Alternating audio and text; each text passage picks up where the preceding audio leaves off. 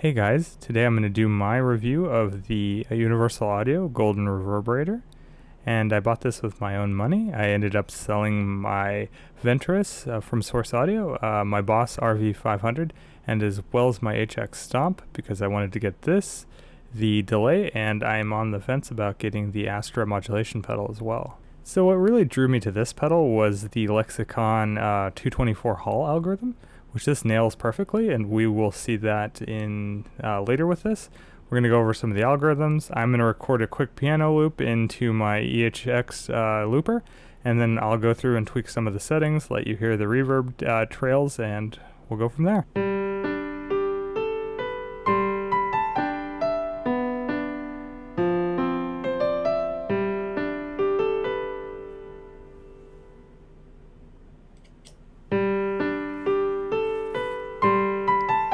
Okay, so I have the manual sitting here so we can go over some of the things. Some of the things I just don't remember about the algorithms I don't really like all that much. And we'll go over the one that I don't like all that much, and that's spring. I just don't like spring. But it sounds great on this pedal, so we'll go ahead and touch on it at least. So I'll engage that. I have the bass, treble, or the treble and bass, and the decay at noon, and modulation's off, mix is at half 50-50, and we're on the A setting. And the A setting is just a standard bright deluxe reverb, which is the same in the Fender amp. And this reverb itself doesn't add a stereo image, but the modulation does. The modulation in this case is the same modulation off the tape algorithm of the delay, and it's wow and flutter. Sounds kind of cool. We'll listen to that. I hope you're listening to this with stereo. I think that makes it kind of interesting because it has wow and flutter instead of just standard like chorus or something like that for the modulation. So kind of cool for a spring. So decay doesn't really set decay, it sets the spring lengths. So you got shorter, stock is in the middle, and then a longer spring at the end. So long spring, short spring. So I put a lot of pauses deliberately in the piano piece so you can hear the decay. Again, stock and long.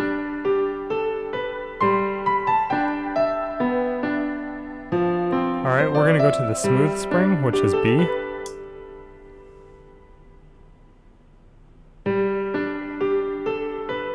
Kind of adds a little bit of diffusion to it, I believe. Maybe it makes it vibrate less, like the physical spring. Sounds okay. Again, not a big fan of spring. We'll turn the modulation off so you can hear that without the stereo field.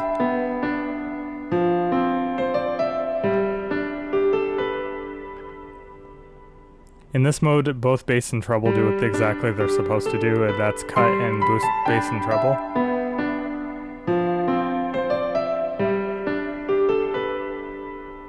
And then we'll go to the last one, which is a ambient style spring. Makes it a little longer.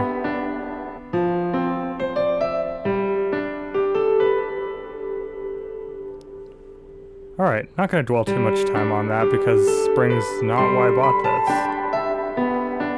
Alright, I'm going to turn the modulation off. We're going to go into the plate. So this emulates a EMT, German-made plate reverb from, I believe it was the 50s, and it just sounds fantastic. So plates are awesome. This is a big 600-pound plate in real life. We'll go to the A setting, which the A setting is a brighter plate.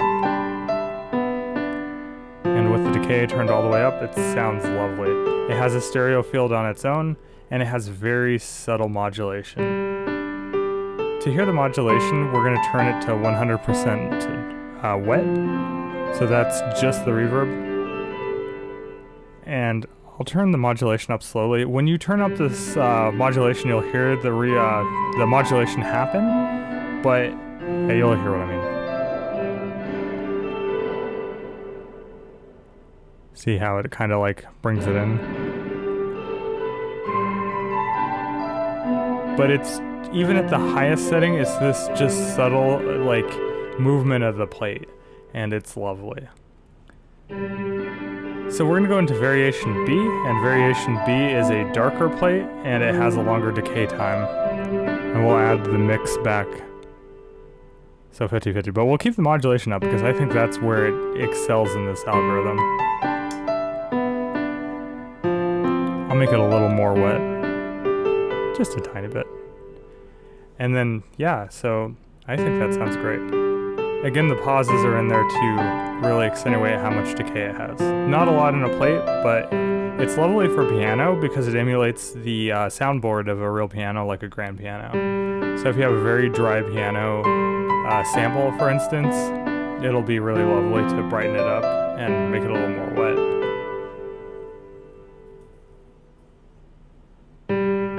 Alright, so now we're going to go into plate C, which plate C is my favorite. It's the longer of the ones, and it has a pretty flat frequency response. And it's wonderful. I like to dial out the treble on this and bring up the bass a little. I'm going to let this go for like maybe 2 bars without talking.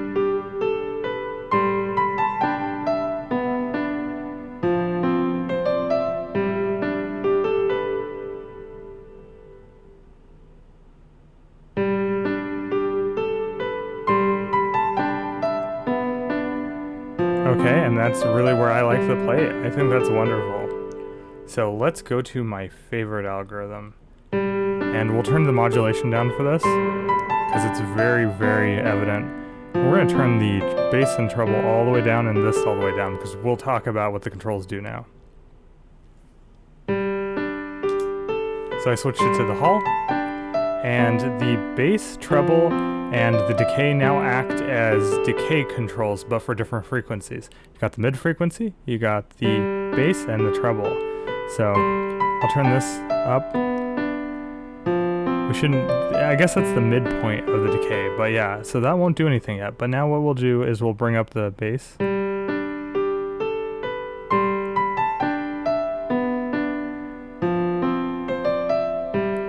Now you hear decay happening.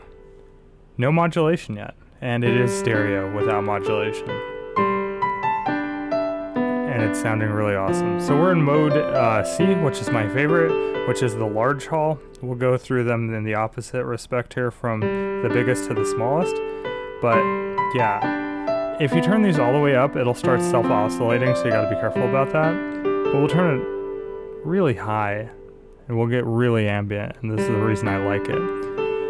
One of the reasons I really love the Blade Runner soundtrack is the Lexicon 224 used in it, and it's just so ambient. And just remember, that's without any modulation.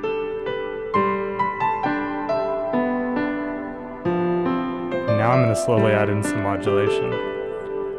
I want you to listen to the modulation and how it does both some changes of how the reverb reflects off of things. It gives it movement, and it also has some pitch mod as well. It's quite unique to the Lexicon sound.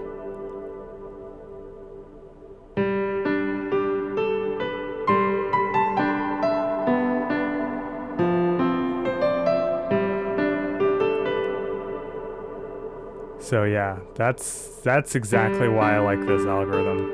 It's amazing. I'm going to turn the mod all the way up so you can hear how extreme it can get.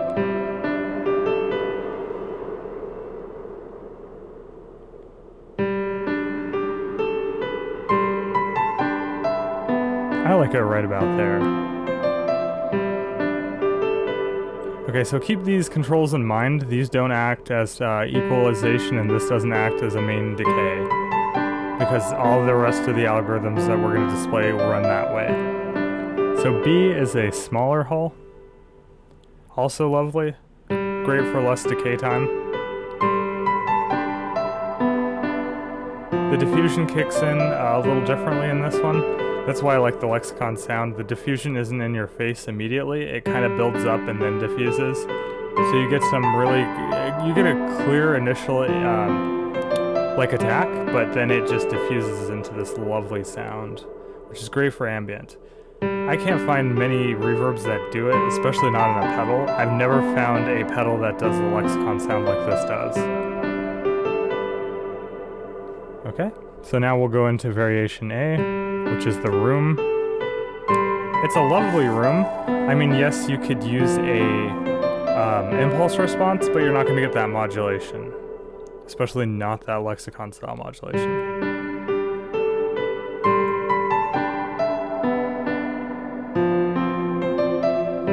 Okay, so let's go to the last few algorithms, and these algorithms are ones you get for registering the pedal. They're free, but what I'm assuming they're doing is having you register the pedal to see how many people actually buy these pedals and activate them to get a feel for, you know, are they going to add more algorithms in the future? Are they going to release more pedals, or, you know?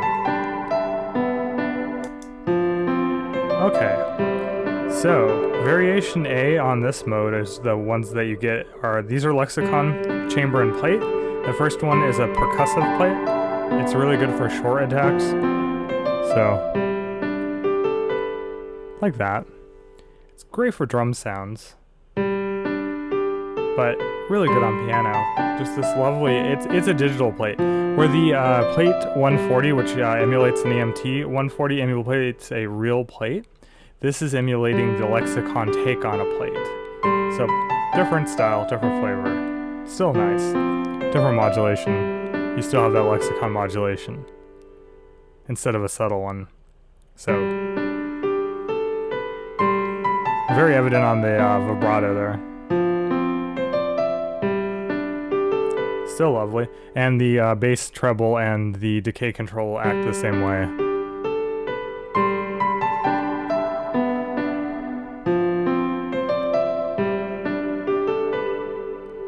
Alright, so we're going to go to the constant density plate, which this is a very thick plate. It just has an overall really lush reverb. It's a little harsh for specific things. It's good for drums, again, I feel, or things with really heavy, like short attacks. I'm trying to say it's very dense. It sounds very metallic. It's still cool though. Not as ambient as the rest. Okay, so now let's go to the acoustic chamber. And the acoustic chamber is another one I really like. It's like a hall almost. Just it has a lot of reflections too. We'll go full ambient on that.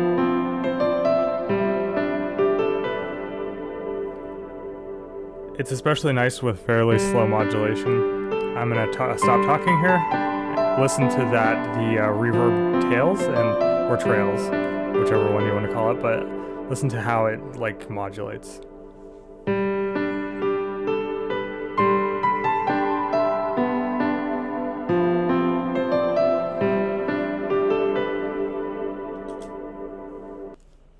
Alright, yeah, so that's kind of my overview and review of the Golden Reverberator from Universal Audio.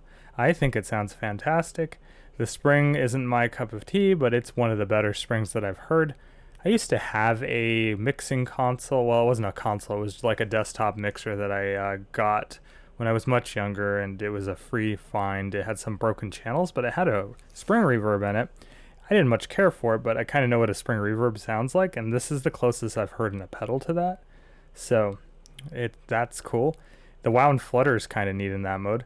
The plate is absolutely wonderful, especially if you're doing percussive sounds or if you're doing a piano or like some string sounds. It's just very nice to add ambience to it. The hall's where it's at. It's the reason you get this pedal, to do that Lexicon 224 thing. It handles the modulation fantastically. I think that's where the 224 gets its cult following. That and maybe how it handles the diffusion, because diffusion's really special on the 224. It doesn't give it to you all at once. It kind of delays the diffusion characteristics.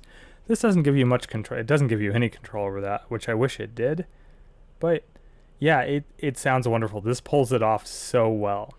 Just as a heads up, this will not replace the night sky, the big sky, or the space when it comes to super weird out there ambient reverbs. It does Hall. This does Hall the best. That's just what it does. It's not a match for like the cloud algorithm or the black hole or something like that, where you need very unworldly sounds. But if you need a huge ambient Hall and you just want to put a very short attack into something that just decays along, it's wonderful for that. It's wonderful for pads and things of that nature. And again, that modulation is just so special on its own. The pedal's a little pricey at $399. I personally think it's worth it, but your mileage may vary. If you feel like the 224 sound is something you like, you're not going to find a better pedal. I've had so many reverbs, none of them have nailed that sound properly. Not even the Empress Reverb, which has a specific hall setting that's modeled after the 224. And not even the Maris, the Mercury 7, which I still have that. I like that because that has a really interesting pitch modulation on it. I'll probably, if you guys are interested, I can compare the two. I will probably do that in a future video.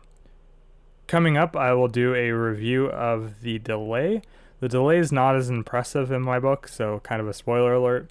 I still think the Volante is a better tape echo, but the the deluxe Memory Man algorithm in that is really fantastic, so that's cool. I wanted to bring up some other things before I ended the video, and that is people were concerned that it wasn't a stereo pedal. Obviously it is stereo. I was talking about its stereo image and everything.